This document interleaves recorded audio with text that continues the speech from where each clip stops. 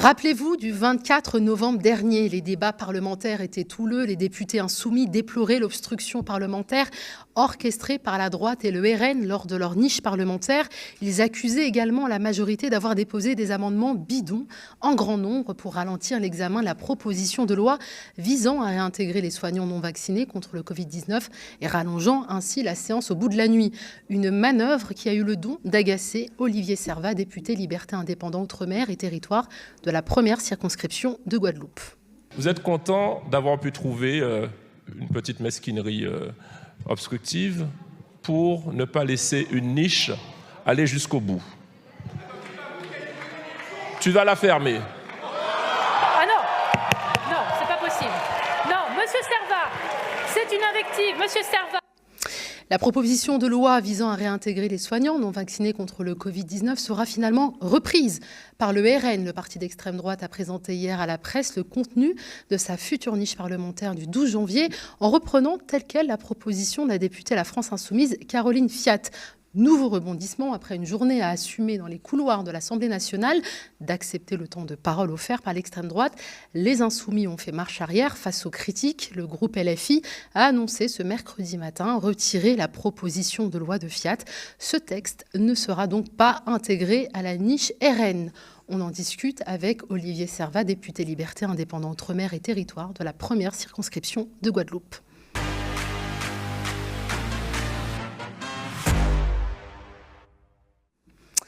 Bonsoir Olivier Servat. Bonsoir. Merci d'avoir accepté notre invitation.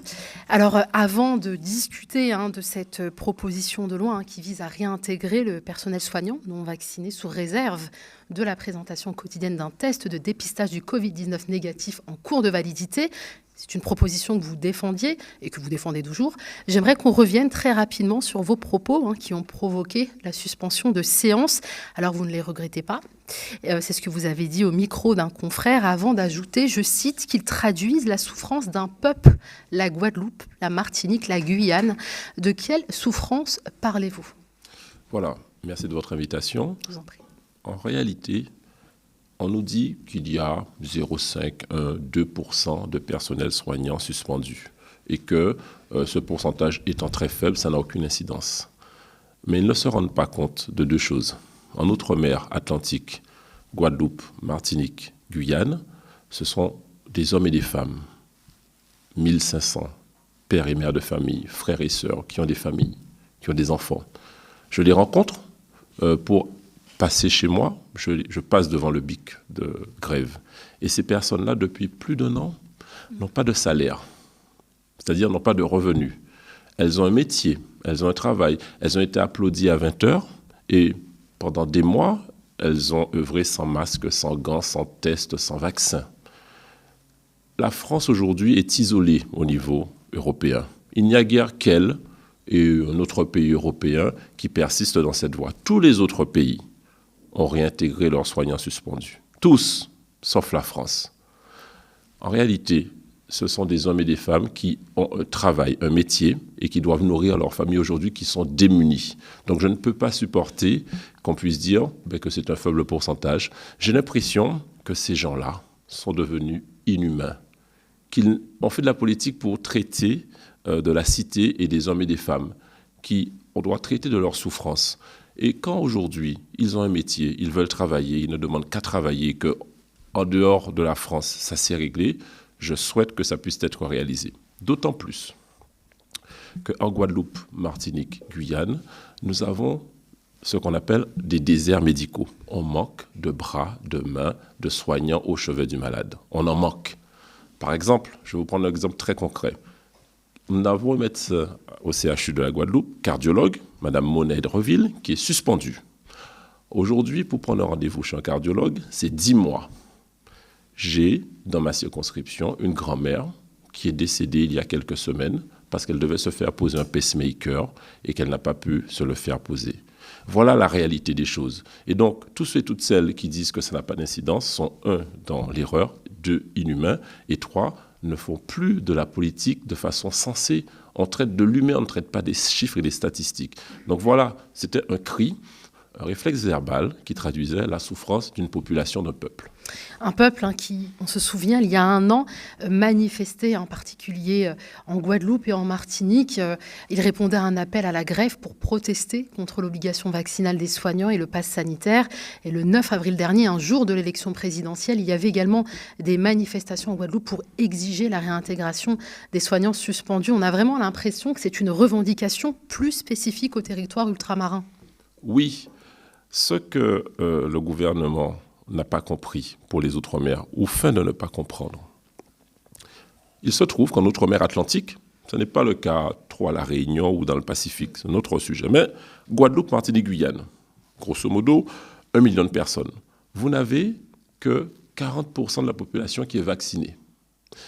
Et quand, en juillet 2021, le président de la République dit « je demande le pass sanitaire », je leur dis à ce moment-là, j'étais encore à la République En Marche, que ça n'est pas possible en Outre-mer, nous ne sommes qu'à 20% de vaccinés, donc ça ne peut pas fonctionner alors que nous avions 55% de vaccinés en France à ce moment-là. Ils font comme s'ils ne comprennent pas. Je leur dis attention, il y aura des tensions. Nous sommes en juillet 2021. Résultat des courses, vous l'avez cité vous-même, en novembre-décembre 2021, la Guadeloupe, la Martinique sont à feu et à sang. Encore de la souffrance, encore de la douleur, encore du mépris d'une population.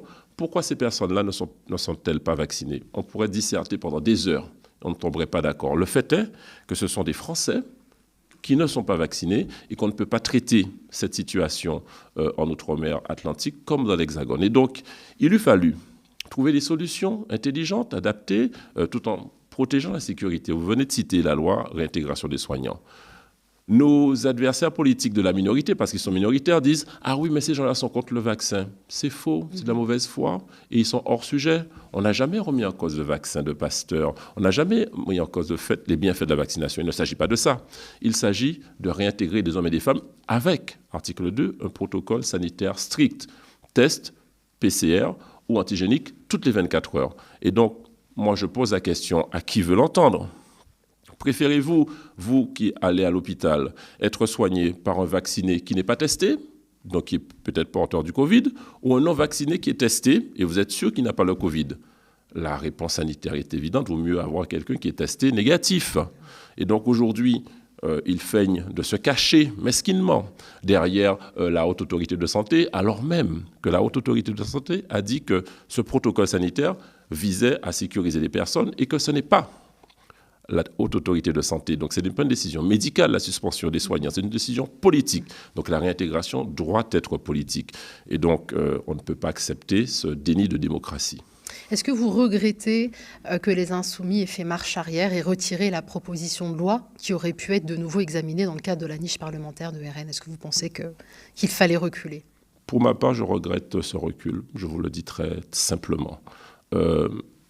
Bien évidemment, et je le dis aussi avec une grosse force, je combattrai de façon brutale et toute ma vie les idées racistes et xénophobes que pourrait véhiculer un parti, y compris le Rassemblement national. Ça, c'est très clair. D'ailleurs, j'incarne, je crois, cette lutte quand vous me regardez. Simplement, il ne s'agit pas de confondre les combats et de mélanger les combats. Il se trouve que ces personnes, députés, ont été élus par une population. On ne peut pas la mépriser. En Guadeloupe, c'est 70% au deuxième tour. Sûrement un vote de rejet, mais bref, il y a des gens qui ont voté. Donc, ce sont des citoyens qui ont voté. On a un combat aujourd'hui sur la réintégration des soignants. Sans eux, sans tous les députés, Rassemblement national, Républicains, LIOT, Liberté, Indépendance, Outre-mer, Territoire, et la France Insoumise, on ne peut pas faire passer ce texte. Donc on ne peut pas faire comme si on n'a pas besoin du vote de ces députés et se pincer le nez quand il s'agit de défendre quelque chose qui est au-delà des guerres de partis politiques. Donc je le regrette très clairement. Alors les troupes de Jean-Luc Mélenchon à l'Assemblée nationale estiment que les soignants suspendus n'ont pas vocation à servir les coups de communication du Rassemblement national. Ils ont annoncé une nouvelle proposition de loi co-signée avec les députés ultramarins de tous les groupes politiques qui le souhaitent. Est-ce qu'il n'est pas mieux finalement d'attendre qu'une nouvelle proposition de loi soit déposée au lieu de s'associer peut-être à des députés du RN et risquer les critiques qui existent aujourd'hui? Pour ma part, je le répète. Attendre. Je suis en train de penser à quand je vais rentrer chez moi, de mon bureau à chez moi, je vais croiser les soignants suspendus. Et je vais leur dire, donc, on va attendre quand il y aura une niche, par exemple, Lyot en juin, ça fait 6 mois de plus. Ces gens-là ne se rendent pas compte que chaque jour, il faut qu'ils puissent manger et sans toucher. Et je vais vous dire le fond de ma pensée. Je trouve que les gens de la NUPES se font un petit peu enfumer par le gouvernement. Quand le gouvernement dit, vous voyez, vous vous associez aux voix du RN, il tombe dans le panneau gros comme Le Monde en disant, vous voyez, vous vous associez aux voix du RN. Donc il tombe dans le panneau, il recule pour ne pas finalement mettre en difficulté cette majorité minoritaire qui est Renaissance, qu'on aurait pu mettre à mal lorsqu'on aurait pu présenter ce texte en janvier. Donc, je ne peux pas entendre qu'il faille attendre, parce que derrière, je le répète, il y a de la souffrance d'hommes et de femmes, et ça, c'est au-dessus de querelles politiciennes. Alors, ils estiment qu'ils reculent pour ne pas compromettre leurs valeurs. Est-ce que c'est quelque chose qu'on peut entendre par rapport au principe que défend la NUPS, le fait de pouvoir s'associer à l'extrême droite? Ça serait dans le cadre, je ne sais pas moi, de discussions d'autres lois, ça pourrait leur préjudicier. Est-ce que c'est un argument qui est valable, même si on comprend bien la souffrance de ces soignants qui ne sont pas réintégrés?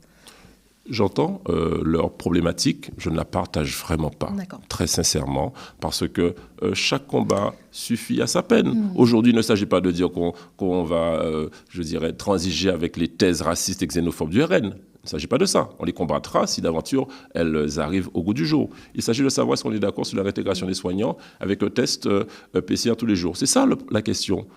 Et d'ailleurs, je rappelle qu'on ne peut pas vouloir les votes de personnes et en même temps disant qu'on ne veut pas s'associer à eux. C'est un petit peu, comment dirais-je, ça manque de clarté. Est-ce qu'on vous reproche d'être la caution des antivax? Qu'est-ce que vous répondez à ceux qui vont font cette critique? Je leur dis qu'ils sont hors sujet, que je suis moi-même vacciné et que je n'ai jamais remis en cause le vaccin et que c'est mesquin, je le répète, c'est l'argument principal des gens de Renaissance. Ah, mais vous êtes anti-vax, vous remettez en cause le vaccin. Mais on ne parle pas de vaccination, on parle de réintégration de soignants et on parle de tests PCR tous les jours. Donc on n'est pas contre le vaccin, il ne s'agit pas de cette question-là et le vaccin a fait des bienfaits. Et d'ailleurs, c'est l'occasion pour moi de saluer tous les personnels soignants vaccinés qui tiennent à bout de bras le système de santé, y compris en Guadeloupe, en Martinique, en Guyane, en Hexagone. Ils font le job et il faut leur rendre gré de ça. Mais n'empêche qu'ils ont des collègues qui sont suspendus. La suspension, ça n'est pas un état de fonctionnaire. Je veux dire, suspendu, ça n'a pas vocation à perdurer. Donc, ils réintégrons-le, faisons preuve d'humanité, faisons preuve de pragmatisme, faisons preuve aussi, abaissons l'orgueil, là, les gens de Renaissance ou du gouvernement qui en font une question de principe et qui ont oublié pourquoi ils font de la politique, pour traiter de l'humain. D'ailleurs, ils collaborent eux-mêmes avec des députés du RN quand il s'agit d'enjeux qui les préoccupent. Alors, il y a une date très importante que vous connaissez, monsieur le député. C'était le 17 janvier 2022.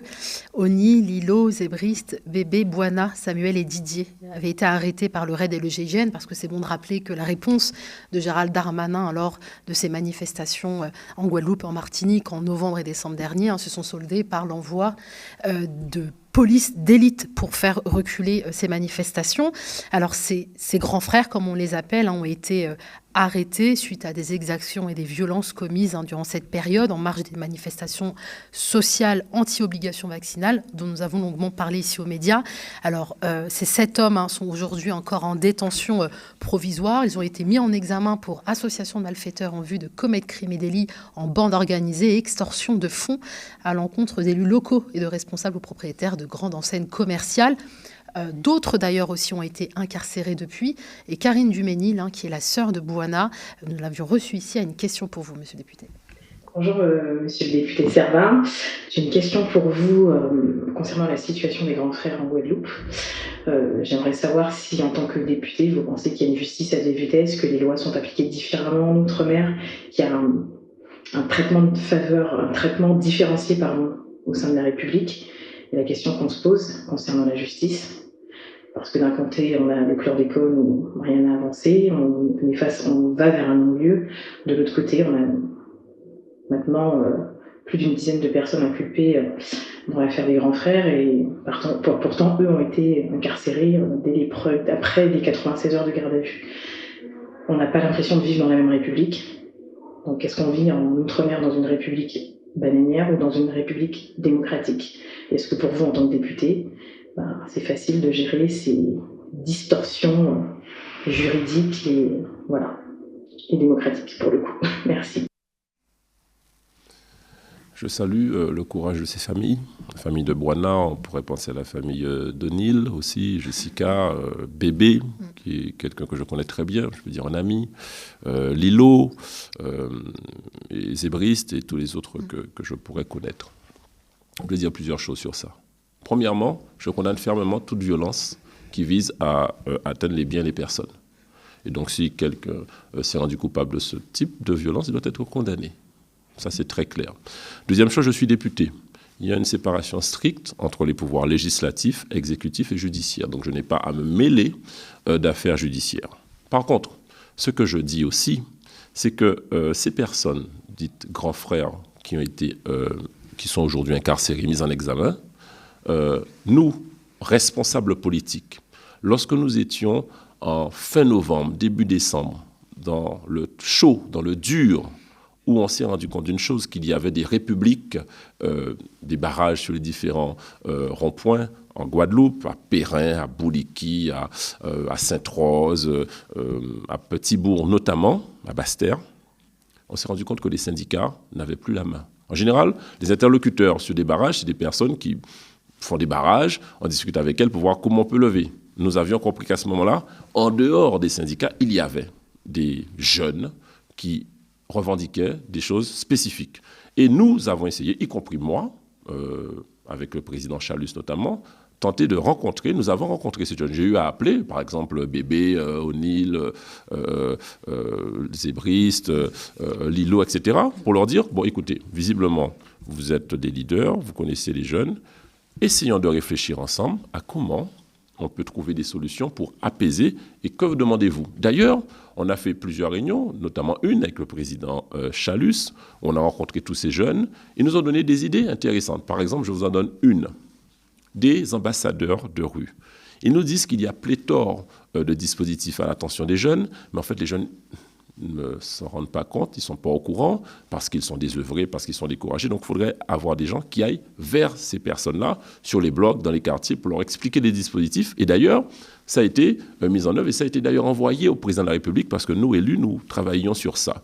Donc, ce que je réponds à la sœur de Bwana, Karine, c'est déjà courage en tant que famille, et que j'espère que la justice de mon pays est une justice impartiale, et qu'elle fera le tri entre le bon grain et l'ivraie, et que ces personnes, dans la mesure où elles n'ont rien fait, seront innocentées et libérées, parce que ça fait longtemps maintenant que celles-ci sont éloignées de leur famille, éloignées de leur travail, éloignées de leur liberté, et ça fait mal. Alors Olivier Serva, on va parler maintenant d'un autre sujet très sensible, c'est le scandale sanitaire de la chlordécone, qui est un pesticide ultra toxique utilisé massivement dans les bananeraies en Guadeloupe et en Martinique pendant plus de 20 ans, à partir de 1972, pour lutter contre la charançon de la banane, un insecte qui détruisait des cultures. Alors la France a fini par l'interdire en 1990. Le chlordécone a toutefois été autorisé aux Antilles jusqu'en 1993 par 2 dérogations successives signées par les ministres de l'Agriculture de l'époque, au sujet duquel le président de la République, Emmanuel Macron, rejette toute responsabilité. C'était en 2019 lors d'un débat avec des élus des territoires ultramarins. C'est la première fois qu'on prend de face le sujet du chlordécone. C'est la première fois. Je le fais sans démagogie, c'est-à-dire en regardant les choses telles qu'elles sont établies. Si je dis je prends la probabilité, je prends tout, c'est complètement irresponsable. Ça veut dire qu'on ramasse tout. Donc moi, je veux bien que, ayant considéré pendant des décennies sans doute, comme responsable local puis comme ministre, que ça n'était pas un sujet et que ça en devient depuis mai 2017, il faudrait d'un seul coup faire davantage que davantage, mais faisons déjà ce qui est établi scientifiquement. Non mais pardon, Président, mais c'est vrai. Donc là-dessus, il y a une procédure rigoureuse qui est mise sur la table. Rigoureuse. Non mais, à la fin, moi je ne dis pas qu'il n'y a pas de lien. Je dis personne ne m'a établi un lien direct. Si on m'avait établi un lien direct, j'aurais pris les responsabilités qui vont avec. Parce que c'est mon tempérament et je n'ai jamais rien caché sous le tapis. Et je ne crois pas qu'on ait découvert en mai 2017 qu'il pouvait y avoir un lien ou que c'était un problème de santé publique. Et pourtant, un an plus tôt, alors que le chef de l'État était en déplacement en Martinique, c'était en 2018, il déclarait que l'État doit prendre sa part de responsabilité dans la pollution au chlordécone et avancer sur le chemin de la réparation de ces ravages, tout en affirmant dans le même temps que l'état des connaissances scientifiques ne permet pas de certifier la dangerosité de la molécule pour la santé humaine. Et pourtant, tout le monde savait. Sait et savait que le chlordécone était un poison pour la population, la faune et la flore. Tout le monde le savait puisque les États-Unis l'avaient interdit dès 1976 du fait de sa dangerosité. Pourtant, ce cancérogène, perturbateur endocrinien, neurotoxique, spermatologique a été utilisé en métropole jusqu'en 1990 et dans les Antilles jusqu'à 1993 au nom de l'intérêt économique des producteurs de bananes. Alors c'est également ce que soutient Elie Domota, porte-parole du LKP, qui a déclaré « Tout le monde savait pour la dangerosité du produit. Depuis 1968, les gens qui ont dit que l'eau était polluée, on leur a fait fermer leur gueule. » Alors, monsieur député, si tout le monde savait, pourquoi la France a-t-elle tardé à interdire ce pesticide aux Antilles? Bon, c'est un sujet sur lequel j'ai beaucoup travaillé. Tout d'abord, l'honnêteté intellectuelle me pousse à dire que Emmanuel Macron est le premier président français à avoir reconnu la responsabilité de l'État. Aucun autre président, ni Chirac, ni Sarkozy, ni Hollande ne l'avait fait. L'honnêteté intellectuelle me pousse encore à dire que les moyens mis dans la lutte contre ces conséquences ont été triplés ou quadruplés sous le mandat d'Emmanuel Macron. Une fois que j'ai dit ça, l'honnêteté intellectuelle me pousse à dire qu'attention à ne pas faire semblant avec nous. Je vais vous dire pourquoi. Premièrement, la ministre Buzyn, j'étais président de la délégation d'Outre-mer, je l'interviewe en délégation avec les autres députés, et elle nous dit qu'elle va lancer, en fait, un appel à projet pour pouvoir démontrer le lien clair entre cancer et chlordécone. Nous attendons toujours cet appel à projet. Parce qu'effectivement, c'est ce que le chef de l'État dit, il n'y a rien de scientifiquement prouvé, même s'il est évident que c'est un perturbateur endocrinien. 92% de la population, c'est ça, de Martinique et Guadeloupe sont... 92 en Guadeloupe 92. Et 95 en Martinique. Alors, je vais revenir à ça, à ce taux d'imprégnation. Mais, tout d'abord, il y a cette réalité liée au fait qu'ils doivent lancer un appel à projet qu'ils n'ont pas lancé depuis 2018. Ils s'étaient engagés à le lancer. Donc, ça, c'est une première demande qui n'est pas satisfaite. Deuxième demande non satisfaite. Les terres sont polluées aujourd'hui, en Guadeloupe et en Martinique. Et les eaux aussi. Il y a un croissant qui est pollué. On connaît des solutions de dépollution. Mais elles ne sont pas mises en œuvre parce qu'elles coûtent apparemment trop cher. Eh bien, écoutez, quand l'État reconnaît sa responsabilité, elle doit mettre en place les vrais moyens et pas faire semblant avec quelques menues mesures dont je vais vous parler tout à l'heure. Ensuite, l'indemnisation des victimes. Pas d'hypocrisie. Récemment, j'ai eu à le dire au ministre des Outre-mer et à d'autres ministres dans une réunion importante d'ailleurs. Ils disaient « Oui, mais on ne comprend pas. » Effectivement, j'ai fait passer un amendement pour indemniser les personnes qui travaillaient sur les bananeraies, hommes. Oui, mais sauf que ces personnes, vous avez dit les chiffres vous-même, c'est 92. Nous sommes en 2022. Elles sont pour la plupart déjà décédées. Et pire, beaucoup de celles qui travaillaient sur les bananeraies étaient non déclarées. Des travailleurs clandestins, souvent étrangers. Donc, ils n'existaient pas. Donc, quand ils disent « Ah, mais je ne comprends pas, on n'a pas beaucoup de dossiers de demande d'indemnisation », ils font semblant avec nous. Troisième remarque. Nous demandons aujourd'hui à ce qu'il y ait plus de personnes qui soient testées selon leur taux de chlordécone dans le sang. J'ai fait passer un amendement pour que chacun soit testé selon son taux de chlordécone dans le sang pour savoir qui est imprégné ou pas. Ont été priorisées les femmes enceintes et les personnes fragiles, mais je demande à ce que toute la population puisse être testée si elle le souhaite et gratuitement, non pas d'avance de fonds. Et ensuite, nous demandons que ce qui est circuit de distribution, on me parle de jardin créole, mais vous avez des réciprocités d'accords internationaux qui font que, par exemple, un igname du Costa Rica arrive en Guadeloupe, je ne sais pas ce qu'il y a dedans, alors même que celui de Guadeloupe, il est parfois interdit à la production lorsqu'il est sur une terre chlordéconée. Donc ce que nous demandons très clairement, c'est pas que ceux qui ont travaillé sur les bananeraies soient indemnisés, tous ceux qui ont développé des cancers de la prostate. Nous sommes en Guadeloupe, je suis en Guadeloupe, avec d'autres hommes exposés 10 fois plus qu'un hexagonal j'ai le taux d'exposition au cancer de la prostate le plus élevé au monde, comme la Martinique. On ne peut pas dire qu'il n'y a pas de lien. Donc je demande à ce que nous puissions être indemnisés de cette imprégnation. Et puis, là encore, dans une réunion, il y a eu une maladresse, je ne dirais même pas trop de qui, de certains ministres, qui disaient « Oui, mais on sait maintenant comment guérir du chlordécone. » Non, attention. En fait, vous savez, le taux d'imprégnation du chlordécone, si vous n'êtes pas exposé à la molécule, lorsque vous n'ingérez pas des aliments contenant du chlordécone, au bout de 2, 3, 4, 6 mois, vous n'avez plus de taux de chlordécone dans le sang.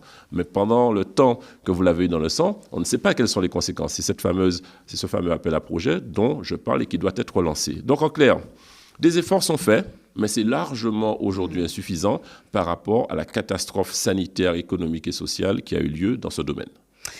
Alors les efforts sont faits, mais en même temps, le procureur de la République de Paris a demandé un non-lieu dans son réquisitoire définitif rendu public vendredi 25 novembre par le journal France Entier et l'AFP, donc dans cette affaire du scandale de chlordécone, 16 ans après les premières plaintes et 8 mois après la fin de l'enquête. Alors les différents motifs sont invoqués: prescription, manque de preuves, infraction non caractérisée, absence de causalité scientifique certaine entre exposition au chlordécone et une pathologie donnée. Est-ce que vous êtes toujours aussi confiant pour que ce dossier avance et que la justice soit faite, monsieur le député? Moralement, cette décision de justice est insoutenable. Bon, juridiquement, j'imagine qu'il se base sur des textes existants aujourd'hui de prescription, etc. Oui. Ce combat, visiblement, est compliqué de point de vue judiciaire. Mais comme l'État s'est reconnu responsable, il doit assumer ses responsabilités et il doit décliner des plans chlordécone. Alors, il nous a présenté la dernière fois le plan chlordécone 4, il a nommé une responsable de chlordécone. Tout ça va dans le bon sens, mais c'est, je l'ai dit la dernière fois, largement insuffisant. Nous demandons deux choses très clairement: dépollution des terres et indemnisation de toutes les victimes. Très clairement, voilà ce que nous demandons. Et pour l'instant, le compte n'y est pas du tout. Oui, mais de toute façon, c'est bon de le rappeler aussi, le réquisitoire du procureur de la République ne lit pas les juges d'instruction qui sont chargés d'enquêter sur des soupçons de tromperie, empoisonnement, administration et substances nuisibles, mise en danger de la vie d'autrui. Ce sont des magistrats indépendants qui décideront si un procès du chlordécone aura lieu ou non. Alors, il y a un des avocats de plusieurs parties civiles et de 3 associations de défense dans l'environnement, c'est Maître Le Guévac, que vous connaissez sûrement. Il a déclaré: il faut appeler un chat, c'est un crime colonial qu'on essaie de dissimuler en effaçant les traces et en affirmant que le temps a passé. Est-ce que vous partagez son avis? Oui. Qu'est-ce qui s'est passé? Finalement, il s'agissait de défendre une production d'exportation, la banane, qui est essentiellement liée à une économie de comptoir. Bon, qui fait vivre des hommes et des femmes en Guadeloupe, en Martinique, et qui fait la joie des consommateurs européens et français, dont acte. On constate qu'il y a eu quand même des pressions économiques pour écouler le stock de chlordécone pendant 2 ans, alors même que ce produit était interdit en France. Je peux rappeler quand même que la France a tardé en 90 à interdire ce produit. Aux États-Unis, d'où il venait, dans les années 70, il y a une usine qui explose. Et là, tous les habitants autour, on constate qu'ils développent des maladies. Et là, depuis les années 70, les États-Unis interdisent ce produit. La France a attendu 20 ans après. Donc déjà, elle avait du retard par rapport à la connaissance états-unienne. Oui, c'est un crime colonial, puisqu'il s'agissait d'une ancienne colonie pour une culture d'exportation et pour défendre les intérêts économiques de certains, je dirais, d'une certaine caste. Et alors, je me permets une question un peu plus personnelle, monsieur le député. Est-ce que c'est à cause de scandales sanitaires comme le chlordécone ou encore de ce refus de réintégrer les soignants que vous avez quitté la majorité pour ensuite rejoindre ce parti Liberté Indépendante Outre-mer et Territoire? Oui, pour notamment la gestion sanitaire. J'ai regretté beaucoup. Vous savez, nous en Outre-mer, on représente 3,5% de la population française. Et j'imagine que les décideurs ont travaillé sur la majorité. Il y avait une élection présidentielle à venir, d'ailleurs, qui a été gagnée. Donc j'imagine que politiquement, ils ont eu raison, mais humainement, ils ont laissé tomber. C'est ce que je n'ai pas accepté. Ils ont laissé tomber des hommes et des femmes qui avaient une approche de la vaccination différente de la majorité des Français. C'est vrai qu'en Guadeloupe, on représente 0,5% des voix. C'est vrai que Martinique et Guadeloupe, ça fait 1%. C'est-à-dire, pour eux, j'imagine, rien quand on est une sorte de robot derrière un logiciel et des tableaux Excel. Mais chez moi, c'est 100% de ma population, de mon peuple. Et donc oui, j'ai tenté de leur dire, faites une différenciation sur l'approche vaccinale en Guadeloupe Martinique et pour l'Hexagone. Ils n'ont rien entendu. J'aurais dit qu'il y aura des violences. Il y a eu des violences, il y a eu des douleurs. Et après ce pass sanitaire, il y a le pass vaccinal qui n'a jamais été appliqué d'ailleurs, ni en Guadeloupe, ni en Martinique, ni le pass sanitaire non plus. Donc en fait, c'était des positions de principe comme celles qu'ils ont aujourd'hui sur la non-intégration des soignants. Ça manque de cœur, ça manque d'intelligence, ça manque de France. Et c'est pour cela qu'effectivement, je suis aujourd'hui dans ce groupe LIOT, Liberté, Indépendants, Outre-mer, Territoire, un groupe de 20 députés où nous sommes heureux. Petit groupe de députés expérimentés. Nous avons les 3 députés corses, nous avons 5 députés ultramarins, nous avons les 2 députés les plus expérimentés de l'Assemblée nationale, notamment Charles de Courson, extraordinaire député qui travaille bien. On apprend au quotidien à ses côtés. On a une belle liberté de vote. On a aussi une capacité à s'exprimer sur des textes. Et nous sommes dans l'opposition, construction, d'ailleurs. Comme je suis un homme de résultats, 60% depuis juin des amendements pour les Outre-mer sont passés par notre groupe. Pourquoi ? Parce que la majorité peut écouter ce que nous disons, parce que nous ne sommes pas dans la confrontation brutale, et les oppositions telles que NUPES ou bien Rassemblement national ou bien les Républicains peuvent aussi nous écouter parce que nous sommes dans l'opposition. Donc on travaille de façon efficace dans l'intérêt du pays et c'est ce qui m'anime. Merci beaucoup, Monsieur Olivier Servin, député LIOT de la première circonscription de Guadeloupe.